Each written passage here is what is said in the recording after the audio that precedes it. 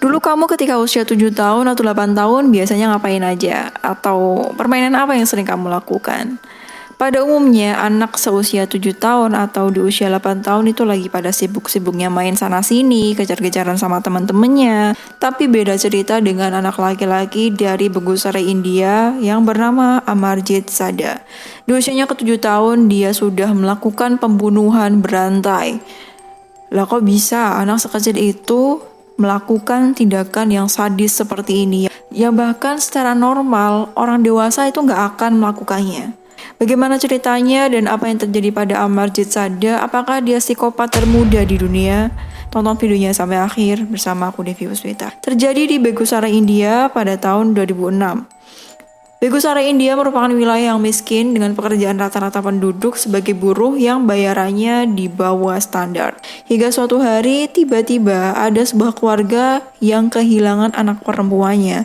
Anak perempuan yang hilang ini berusia 6 tahun. Jadi anak perempuan itu dilaporkan hilang secara tiba-tiba. Namun tidak seperti di Indonesia yang tetangganya pada saling peduli ketika ada sesuatu, ya meskipun ada yang beneran peduli ataupun sebenarnya cuma kepo aja, tapi setidaknya adalah gerakan dari tetangga ketika ada berita semacam ini. Namun sayangnya hal ini tidak terjadi di daerah Begusarai karena di sana itu budayanya keluarganya pada individual. Jadi kalau misalnya itu bukan urusan keluargaku, aku nggak akan mau ikut campur karena mereka menilai itu kurang sopan lah dan semacamnya. Urusanmu adalah urusanmu, urusanku adalah urusanku. Jadi nggak enak ya teman-teman. Yang namanya orang bersosialisasi, manusia makhluk sosial itu saling membutuhkan dan saling berinteraksi. Tapi hal ini tidak terjadi di Begusarai, entah alasannya kenapa. Hingga kabar anak hilang ini pun tidak ditindaklanjuti. Di hari yang lain ada sebuah keluarga yang bernama keluarga Sada. Mereka juga ternyata mengalami kondisi yang sama. Mereka kehilangan anak perempuannya, lebih tepatnya bayi perempuannya yang baru saja lahir.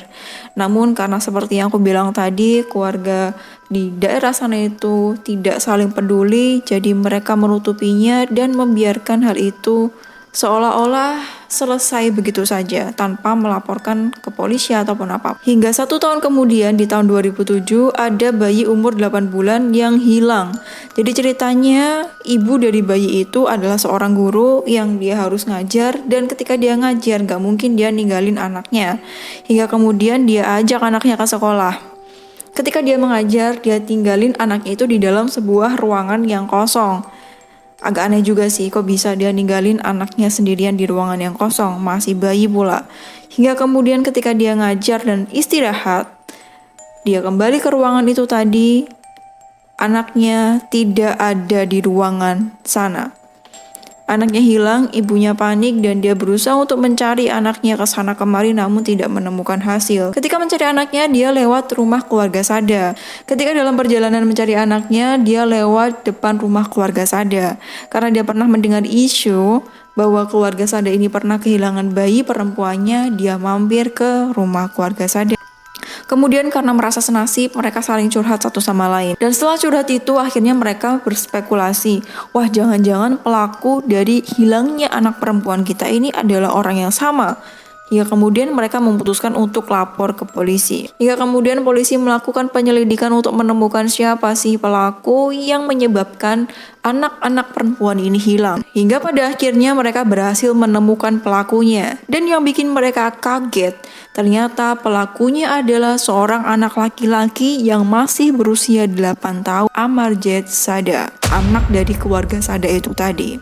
Dia mengaku dia mengetahui di mana keberadaan anak perempuan dan bayi yang hilang itu. Dan dengan santainya, tanpa ada rasa bersalah atau takut sekalipun, dia bilang bukan hanya membawa anak perempuan dan bayi itu, tapi dia sudah membunuhnya. Polisi bertanya di mana kamu meletakkan beberapa mayat itu. Kemudian dia menunjukkan letak mayat yang dia kubur. Dia bilang dia menggali tanah setelah menculik bayi dan anak perempuan tadi dan menguburnya di lokasi yang berdekatan. Nantinya dia menceritakan proses pembunuhan yang dilakukan sampai korban meninggal dunia. Dan ketiga-tiganya memiliki pola yang sama, yaitu dicekik dan juga dipukul dengan batu. Kemudian polisi bertanya, kenapa kamu melakukan ini? Apa sih nak motif kamu? Kenapa kamu tega melakukan hal yang seperti ini?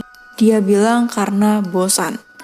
Dan semua pembunuhan yang dilakukan itu dia lakukan ketika dia bolos sekolah. Untuk bayi yang terakhir, ceritanya dia pas lagi bolos sekolah, dia muter-muter tuh karena bosan, dia melihat ada anak bayi dalam sebuah ruangan sendirian. Kemudian muncullah keinginan dia untuk melakukan sesuatu pada bayi itu.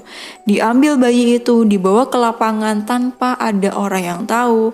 Dia cekik bayi tersebut, namun karena bayi ini tidak menampakkan wajah takut seperti yang diharapkan oleh Amarjad ini, dia kesal. Dia kesal lalu dia ambil batu dan memukul bayi itu sampai meninggal dunia. Plot twistnya lagi, ternyata di pembunuhan pertama dan kedua itu, keluarga dari Amarjad Sada ini udah tahu kalau anaknya lah yang melakukan pembunuhan. Namun karena mereka merasa Amarjad ini masih kecil dan kasihan kalau nanti ditangkap polisi dan semacamnya, gimana masa depannya dan sebagainya, mereka menutupi semua itu dan seolah-olah tidak terjadi apa-apa.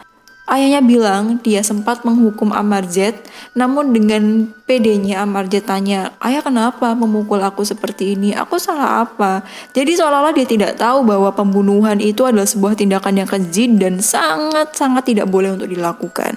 Hingga akhirnya polisi meminta bantuan psikolog untuk melakukan pemeriksaan kejiwaan dari Amarjad ini. Ini anak sebenarnya kenapa? Kemudian mereka melakukan pengecekan terhadap latar belakang keluarga dari Amarjad. Selain keluarga ini merupakan keluarga yang miskin, mereka ternyata juga punya anak yang banyak. Dengan kondisi ayahnya hanya bekerja standar dengan bayaran yang di bawah rata-rata dan ibunya tidak bekerja.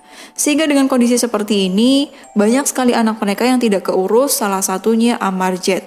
Anak yang kurang pengawasan orang tua. Karena kalau ditanya, dia itu niru siapa? Tindakan kejahatan itu karena kebanyakan anak itu meniru ya. Keluarganya nggak punya TV, apalagi internet dengan kondisi kemiskinan yang mereka alami. Hasil diagnosa menunjukkan bahwa Amarjad mengalami gangguan conduct disorder. Jadi conduct disorder adalah kenakalan yang luar biasa.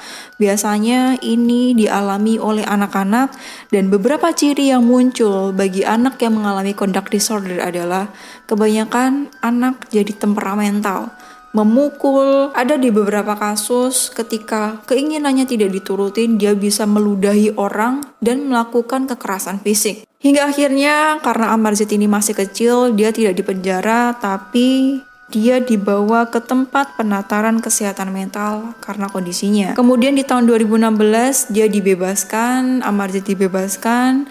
Setelah dibebaskan, dia memiliki nama baru dan memulai kehidupan baru setelah beberapa kejahatan yang dialami ketika dia berumur 8 tahun. Selesai. Jadi pelajaran apa yang bisa kita ambil dari kejadian ini? Yang pertama, peran orang tua dalam mengasuh itu sangat penting, meliputi membimbing anak, mengawasi anak, ataupun memberikan konsekuensi kepada anak ketika anak melakukan kesalahan. Dan yang terjadi pada keluarga Amarjad adalah mereka malah menutupi kesalahan anaknya. Sehingga hal inilah yang membuat anak mengulangi kesalahannya lagi, atau bahkan bisa lebih parah daripada itu karena menganggap bahwa apa yang dia lakukan itu bukanlah sebuah kesalahan. Lagi pula orang tuaku melindungi aku, ya nggak apa-apa berarti, oke, aku akan melakukan lagi selanjutnya dengan kondisi yang sama ataupun yang lebih parah. Oke, semoga video ini bermanfaat dan bisa jadi pelajaran yang luar biasa untuk orang tua ataupun calon orang tua. Kita diberikan amanah untuk mendidik anak menjadi baik, dan berarti kalau sudah memutuskan untuk punya anak, berarti kita siap untuk mendidik mereka menjadi anak yang baik, anak yang soleh dan solehah.